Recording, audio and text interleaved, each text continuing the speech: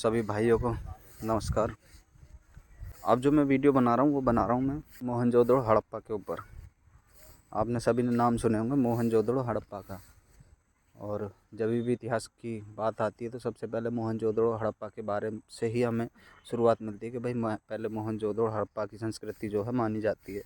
उसके बाद ये रामायण है हमारी, बाकी वेद वगैरह इनकी रचना तो उसके बाद हुई थी।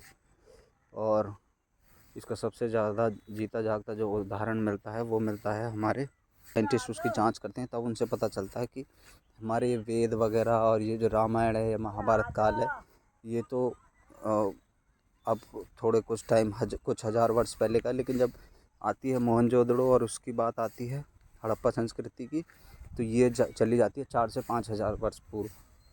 अब जब 4 से 5 हज़ार वर्ष पूर्व चली जाती है इसलिए इतिहास में इसको सबसे पहले पढ़ाया जाता है। अब सब जानते हो कि मोहनजोदड़ो हड़प्पा वगैरह की जो साइट्स मिली हैं वो कुछ पाकिस्तान में हैं। पहले वो इंडिया में ही थी क्योंकि मोहनजोदड़ो हड़प्पा पहले इंडिया में था, पाकिस्तान वो था।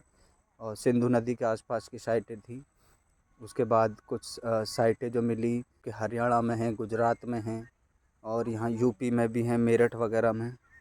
तो उसी साइट को देखा है मैंने। उनकी जो चीज़ें मैंने देखी हैं उनमें ज़्यादातर मिट्टी के बर्तन, कुछ मोहरें या ऐसी चीज़ें ही ज़्यादा मिली हैं और पुरानी ईंटों के बने हुए मकान मिले हैं।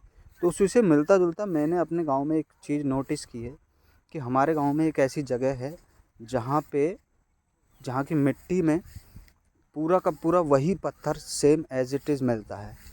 आप जैसे ही वहाँ पे पानी डलेगा वो पत्थर, उसके छोटे छोटे टुकड़े वहाँ पे आपको दिखाई देते रहेंगे। और वो मैं अभी आपको दिखाने वाला हूँ। अब ये जो साइट है ये मेरे बिल्कुल गांव के पास में ही है। हमारे मतलब गांव के खेत ही हैं आसपास, ये पूरा पीछे गांव है। और कई जगह ऐसी भी हैं, टीले हैं गांव में। जो टीले थे पुराने अब तो खैर हट गए क्योंकि धीरे धीरे वहाँ से मिट्टी उठा ली गई है, लोगों ने वहाँ से मिट्टी उठा ली है तो वो टीले भी ख़त्म हो गए। लेकिन मैंने सुना है कि उन टीलों में पहले ईंटें भी मिली हुई हैं और वहाँ से लोगों ने वो ईंटें निकाली भी हैं। तो अब कुछ एग्जांपल मैं दिखाता हूँ आपको। ये जो खेत है ना, खेत इनमें जब आप देखते हो तो उन खेतों में वो पत्थर मिले हुए मिलेंगे। आप मिट्टी में ढूंढोगे तो आपको मिल जाएंगे। जैसे नॉर्मली ये पत्थर है, ये पत्थर है, ये सारे कच्ची मिट्टी के पत्थर हैं। ये देख रहे हो, ये वाले पत्थर, ये पत्थर। और इसका सबसे तगड़ा एग्जांपल जो मैं आपको देने वाला हूँ वो ये है, जहाँ पानी की जब धार पड़ती है ना तो ये छन जाते हैं।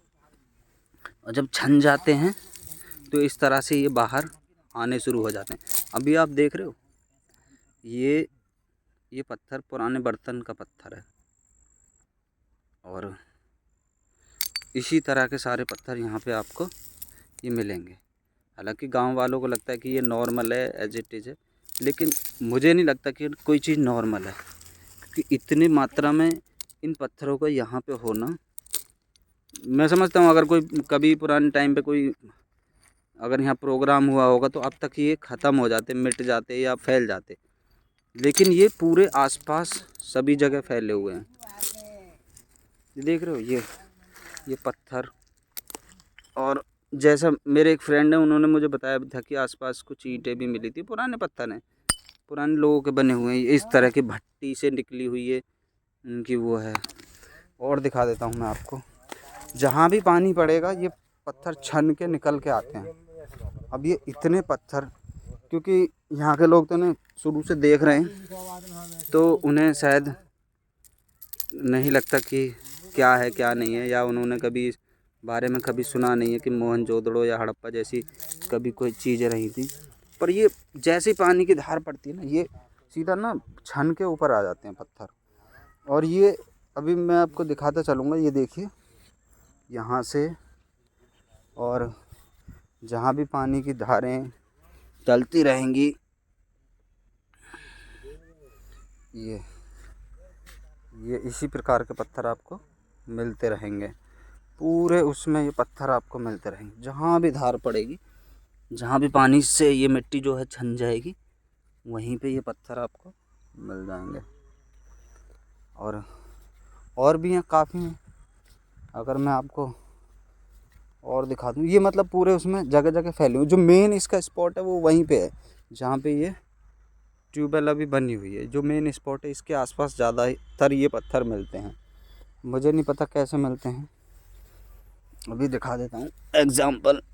ये देख रहे हो, ये पुराना कोई मिट्टी का बर्तन है, और जैसे देख रहे हो ये भट्टी का तपा हुआ है, काफ़ी हल्का।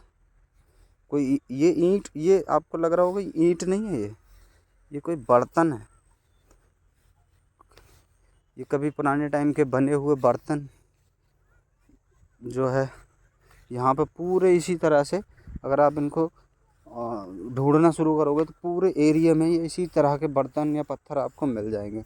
अभी देखो यहाँ पे जब पानी ये छना है, ये पानी छना है, तो ये वही जले हुए पत्थर, वही हड़प्पा वाली वही चीज़ें मिली हैं। अभी मेरे जो फ्रेंड बता रहे थे कि भाई वहाँ से ईंटें भी निकली हैं, तो मैं सोच रहा था कि उस साइट पे भी मैं एक बार जाऊँ, वहाँ से भी शायद कुछ ऐसी चीज़ें मिल जाएं। तो ये पूरी जगह पे है। तो मेरा यही है इस वीडियो को बनाने का मकसद कि मे भी हमारे गांव वालों को लगता है कि नहीं कुछ नॉर्मल है, उन्होंने कभी गौर नहीं दिया इस चीज़ पे। लेकिन चूँकि मैंने इस बारे में कभी पढ़ा है, तो मैं जानता हूँ कि नहीं, ये नॉर्मल चीज़ नहीं है।